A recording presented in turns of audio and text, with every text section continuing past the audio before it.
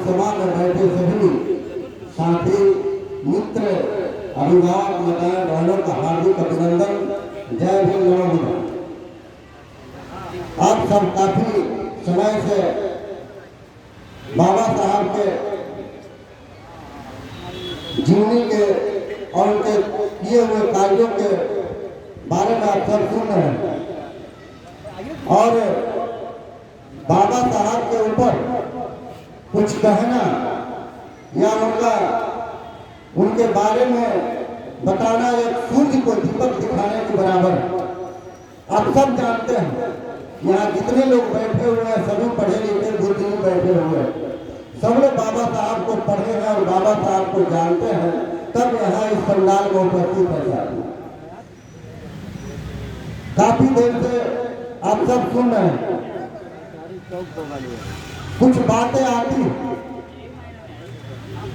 बाबा साहब जिन्हें जो कष्ट झेला उस समय की बात थी, उन्होंने जो संघर्ष किया उस समय उस तरह की परिस्थितियां थी, कठिनाइयों का सामना उनको करना पड़ा था, लेकिन बाबा साहब बी.आर. अम्बेडकर जी ने अपने संघर्ष और अपने अपमान को सहकर जो हम लोगों के लिए सम्मान देने का काम किया।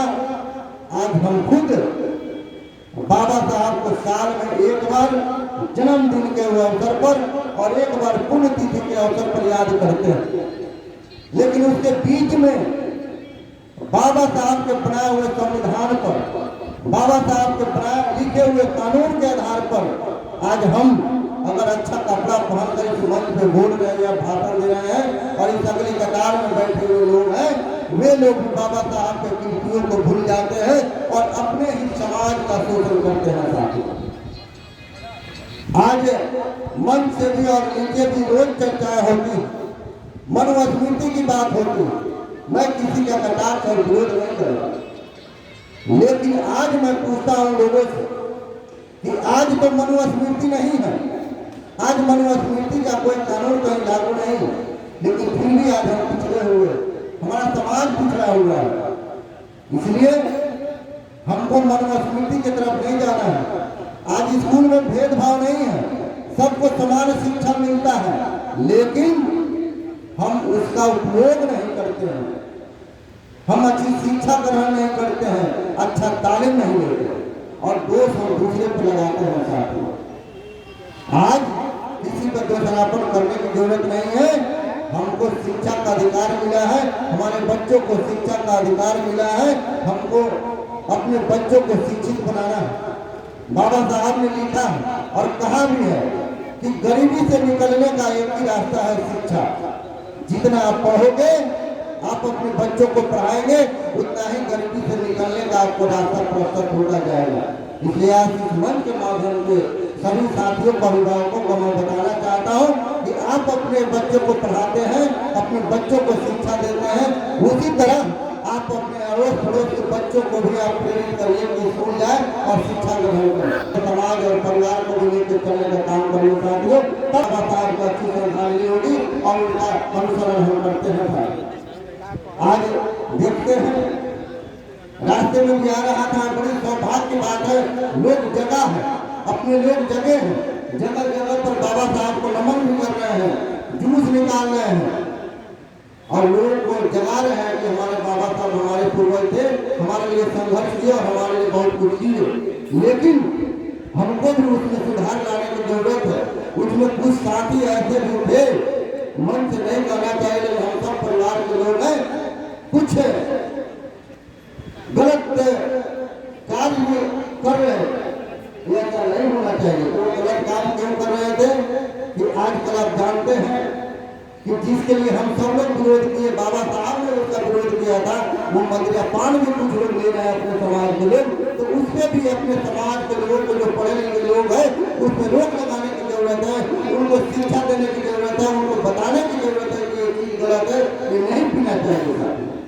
नशा पान अपने समाज के लिए बहुत बड़ा, समझिए एक अभिशाप। हमारा समाज जो नशा पान के चलते बहुत पिछड़ा हुआ है, कमाते हैं 200 रुपया 100 रुपया पी जाते हैं, तो सबसे पहले इसको रोक लगनी चाहिए। और एक और बात मैं बताना चाहता हूँ के माध्यम से, उस समय तक जैसे छात्रों को रोकने के लिए द्रोणाचार्य जैसे लोग दूर हुआ करते थे, जो क्लिप का उठा काट कर और हमारे समाज के लोगों को शिक्षा से वंचित करने का काम किया। लेकिन आज एक द्रोणाचार्य नहीं, सैकड़ों द्रोणाचार्य वैसे गुरुकुल खुल गए हैं जो हमारे और आपके बच्चों को शिक्षा में बाधक बनने का काम कर रहे हैं। और वो कौन चीज है? तो इसमें भी कुछ लोग होंगे जो वो संस्थान चलाते होंगे। प्राइवेट विद्यालय जितने भी हैं, अगर द्रोणाचार्य जैसे गुरुओं को पैदा करता है और हमारे और आपके बच्चों को अगर शिक्षा से रोकने का काम करता है तो वो प्राइवेट विद्यालय है। आज प्राइवेट विद्यालय इतना शोषण कर रहा है कि हमारे और आपके बच्चों के मन में हीन भावना पैदा कर दे रहा है कि फलाने का बेटा प्राइवेट विद्यालय में पढ़ रहा है और हमारा बेटा और हम जो है सरकारी विद्यालय में पढ़ रहे हैं और उसमें शोषण हो रहा है। लेकिन मैं इस मंच के माध्यम से कहना चाहता हूं कि प्राइवेट विद्यालय चले, लेकिन मैं मंच के माध्यम से मांग करता हूं कि प्राइवेट विद्यालय हो या सरकारी विद्यालय हो, एक ही सिलेबस पढ़ाई हो, एक ही पुस्तक पढ़ाई हो, NCERT सब में लागू करें और समान शिक्षा लागू हो। और देश में वन नेशन और वन इलेक्शन की बात हो रही है तो एक वन एजुकेशन की भी बात होनी चाहिए। जब समान शिक्षा हो जाएगा तो हमारा भी बच्चा और आपका भी बच्चा और एक IAS का भी बच्चा समान एक विद्यालय में पढ़ेंगे, सबको समान शिक्षा मिलेगा, सबका विकास होगा और सब आगे बढ़ेंगे। आज सब यहाँ हम लोग भी लड़ाई लड़ रहे हैं उस चीज का। हमारे रंजीत गिरी जी भी हैं। प्राइवेट विद्यालय में जो शोषण हो रहा है वो हमारे और आपके बच्चे के लिए लड़ रहे हैं, वो अपने लिए नहीं लड़ रहे हैं। इसलिए अब तमाम साथियों से मेरा निवेदन है और मंच के माध्यम से आग्रह करता हूं कि इस कार्रवाई में आप लोग भी शामिल हो और वन नेशन और वन एजुकेशन लागू हो। इस पर हम सबको आगे बढ़ना होगा और बाबा साहब BR अम्बेडकर जी का भी यही सपना था और यही उद्देश्य था। इन्हीं चंद शब्दों के साथ अपनी वाणी को विराम देते हुए जय भीम, जय भारत।